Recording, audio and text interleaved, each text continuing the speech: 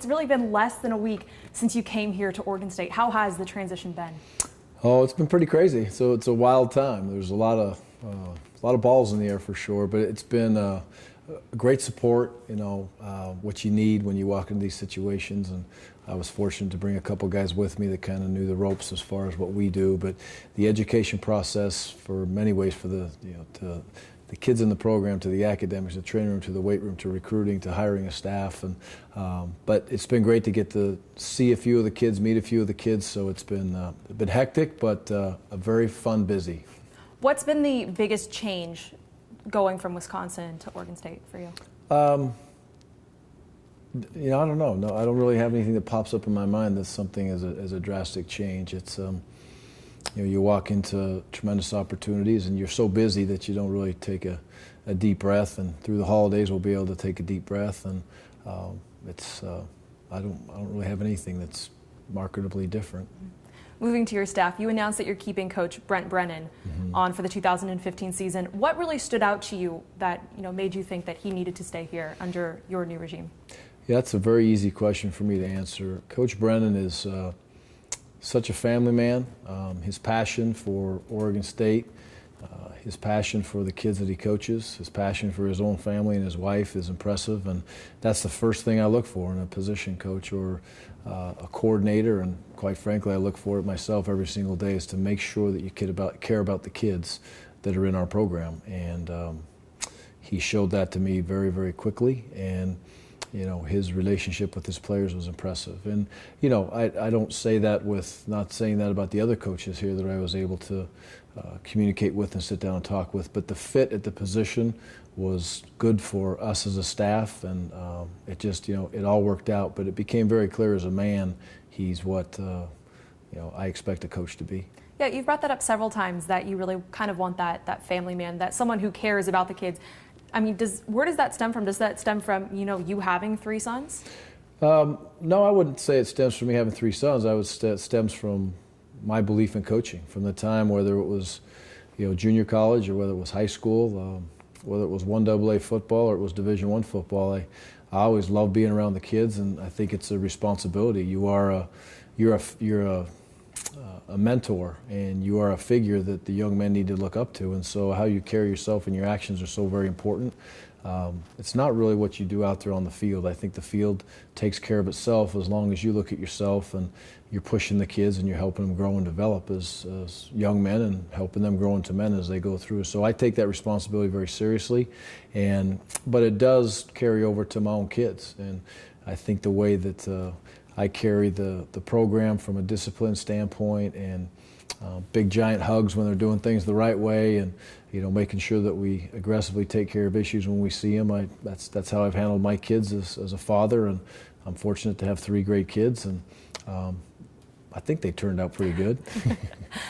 Are you still considering other Oregon State coaches that are currently here, like John Garrett, Todd McShane, for your new coaching staff?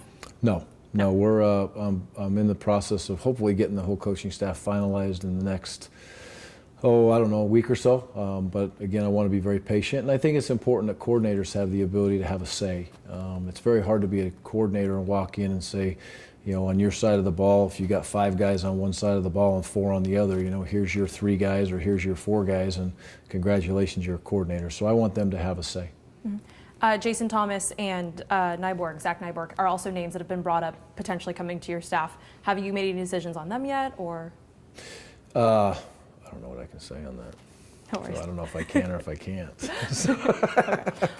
Well, I know your son Keegan did tweet out that he would like to be a GA here. It seems like the coaching gene kind of running in the family there. Yeah. Keegan wants to coach, and he's excited to work to continually get his master's, and we'll figure out exactly where he fits and the best fit for him to walk in. And there's a number of those young men that are here working very, very hard, and I wanted to make sure that all those young coaches that were here, the GAs and all the ops guys and all the guys that were helping, those kids, being unsettled for them is new in this coaching profession. I guess you could say they signed up for it also, but I want to get them through the next semester and make sure they're in a comfortable position, at least to have what they had financially to be taken care of through the next quarter. And but Keegan is planning on coming here. He's Right now, he's probably in the middle of Wyoming and approaching Utah, where he'll set up camp for a couple weeks for the holidays, and then he'll venture his way out here to Corvallis. Let's talk about your coaching philosophy. The word aggressive came up a lot during your introduction. Can you expand on that at all? Well, football is an aggressive sport, and I think life is an aggressive situation. If you want to be successful, you have to be aggressive, and you also have to push to be the best you can be and strive to be at the top of your game. And if you don't do that aggressively in everything that you do, you have a problem. And so socially, we want to be aggressive. We want to be smart. We want to dictate and put ourselves in position to continue to be successful. But if you look at a young man in the college football level today, or just athletics in general at Division I level, especially in a town like Corvallis, you're going to have an effect on a lot of young kids' lives. And if you don't aggressively understand your circumstances and the situations that you're in, then you're going to make a mistake, and you may not be the influence that you should be. Academically, we're going to ask you to be aggressive. We're going to set high academic standards. We're going to ask you to graduate in a quality degree and be prepared to move on in life. And we're going to ask you we're going to push you. Just to say I'm just getting by academically is not enough. We want to be aggressive and get as good a grades as we possibly can on the football field in this conference. You better be aggressive if you're going to have any chance to compete. You're also a defensive mind, the defensive coordinator at Utah from 2005 to 2008, and you mentioned in your introductory speech that defense is number one for you. Can you talk about that a little bit more? Yeah, offensive guys won't like that, and all the offensive guys kind of look at that strange. And the number one goal in our plan to win will be play great defense. But to be able to play great defense, it really encompasses a whole football team.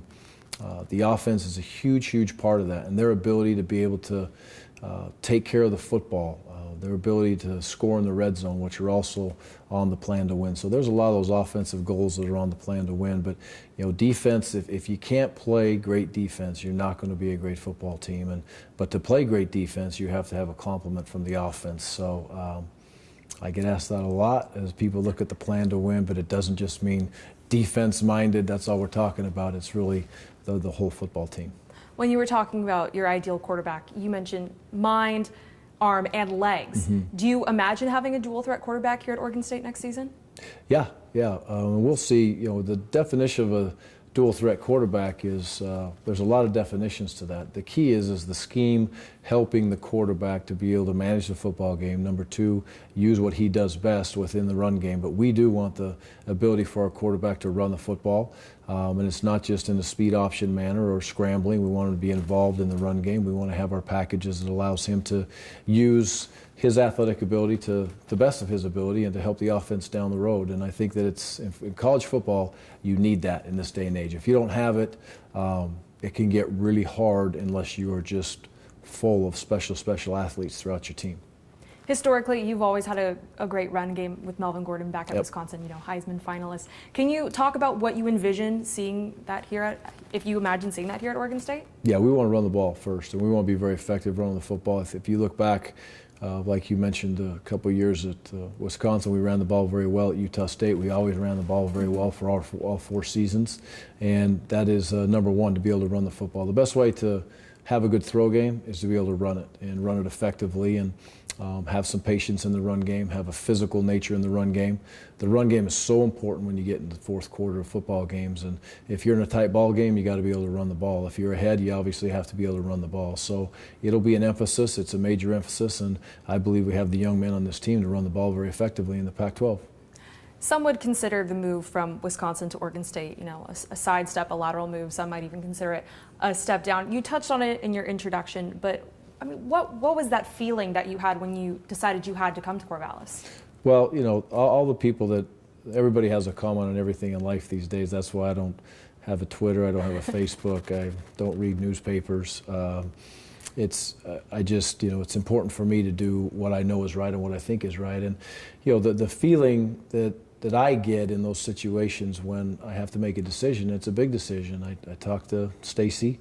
She's a huge part of it, and she's been there with me through 30 plus years now through this world that we've been together in. And there's special places, I guess, and when you sit back and you spend time coaching, through recruiting, through competing, there's just some places that give you a feel when you're there. And I got that at Oregon State years and years ago. I didn't think Coach Riley would ever leave. And when that opportunity presented itself, I definitely wanted to know more. And that was almost instantaneous when I found out that he had left and gone to Nebraska. And as I went through the process, it became more and more clear. And from there, again, I don't like to turn around and get real religious with people, but I believe in what I believe in, and I know I do this to affect kids' lives. I love the game of football, but it's not the most important part of this whole piece to me. And I walked in the house and started talking to Stacy about it, and she looked at me and she said, "You already know what you want to do, and you know what you're supposed to do, just like you've done in the past." And once I get that feeling, and I feel like I'm told what to do, I'm gonna go do it. And I rely on my dad in those situations too. He's not with us anymore, but he's with me, and I know that he's helping me make the right decisions also. Mm-hmm. It was brought up that there was potentially some issues with Barry Alvarez, the athletic director at Wisconsin. Can you talk about your former athletic director at all? Yeah, Coach Alvarez is a fantastic man, and I look forward to my relationship with Coach Alvarez for a long time, and we will have a relationship. It was a very, very difficult time for me to walk into his office and communicate with him and Walter Dickey that I was not going to be the head football coach at Wisconsin anymore. I didn't expect him to understand it. I didn't expect really anybody around it to understand the situation, but I also went in there with so much respect for Coach Alvarez that it was not any type of a leverage situation. There was no turning me back, and he knows how I am when I get in those situations, and so I knew what I was going to do. He respected it, and he's a Hall of Fame coach. He's a very, very intelligent man. He's built an unbelievable program and is a Hall of Fame athletic director too, in my opinion. And I consider him a friend, and I think as time goes by, we'll be right back to having a very good friendship. And even today, I mean, if I called him today, we'd definitely talk. I'm sure he's still upset, but he'll understand as time goes on. Was he a factor at all, your working relationship, for you to leave Wisconsin? No, not one bit. He was so supportive. He was just as supportive of football as he was with every sport at Wisconsin, and he was never pushy in the football way. He'd come over to the office and kick up his legs on the desk in Coach Chad, defensive line coach's office. I always walk down the hallway. They'd be sitting in there telling stories to each other. And but he wanted to be supportive. He wanted to definitely be part of it. Football is important to him, but he was no way a factor, any negative factor at all. Mm-hmm. You said that you were watching a few Oregon State games when you were cleaning out your office. What were the first few things that were just jumping off the tape for you? Well, tremendous athletes. I think the wide receiver crew will jump right out at you very fast when you're watching tape, and they are a talented group of young men. The running back position is another spot that'll jump out at you and say those are some kids that are playing at a very high level and playing well. Overall, as a football team, so many of those defensive starters are gone. 9 of those kids aren't there, so I don't know it good enough to know the numbers and all the young men that are out there, but I know they are a well-coached team. Tremendous respect for Coach Riley, Coach Banker, and all that they've done over the years. So it's a team that was coached right. They played hard. They played within their scheme, and they never gave up. Even in the games when it didn't quite go their way, I felt like they were playing hard. But there's a good core of young men here, and that has done nothing but become even a more clear picture over the last, 5 or 6 days when I've had a chance to sit down and meet a lot of the kids on this team. Yeah, as you just mentioned, being here the last few days, meeting some of the kids, the staff, seeing the environment here at Reeser, literally right behind us. Yep. What can you say about the program that Mike Riley's built up here? Well, he's done a tremendous job, and he's so invested in this program. I know it's going to be very close to his heart forever. I would say it's probably much like the feel that I have of Utah State at the end, because when you've been someplace for so long and you've had success, it'll always be party in.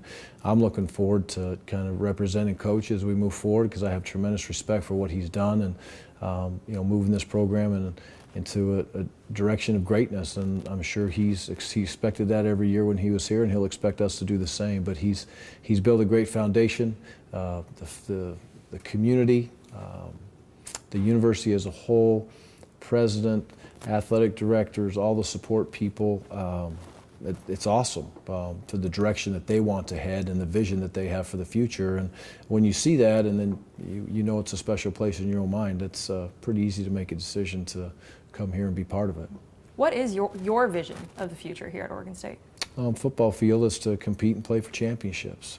Period. Is to graduate every young man with a degree that he can take that degree and he can provide for his family or his wife or whatever he decides to create as he moves forward. And then from a social standpoint, I want every young man to walk out of here a man that's prepared to take the next step, whatever he decides that next step is. And that's it. That's the long and the short of what I expect myself to do as a head coach and what I expect every position coach to do.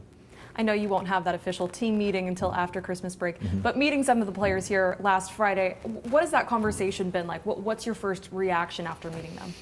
Well, it's great. They're excited. You know, I think they're settled in. They believe in the university that they're going to bring a coaching staff in here that's going to put them in a spot to be able to continue and move forward as a program. They seem fairly calmed, which is nice. Sometimes you walk in and it's a little bit of a panic, hectic environment, and I haven't felt that overall. There's a lot of questions about, you know, kids have questions about a lot of different things, and the key is to let them know that we're going to try to build a family atmosphere and we want to answer those questions. But it's a good core group of kids, and again, with Coach Riley here, to say that that's a good core group of kids that you know, want to take care of the business and be great, that shouldn't be a surprise to anybody. Finally, for the fans that haven't met you yet, what is your message to Beaver Nation? Well, we're going to work every day to take care of these kids and make you proud of them on and off the field. We want to be highly involved in the community. We want to carry ourselves the right way, and we want to represent, we want to represent everybody that has anything to do with Beaver football in a positive way. And our opportunities to give back are important to us. So if we have the opportunity to give back, we definitely want to be involved.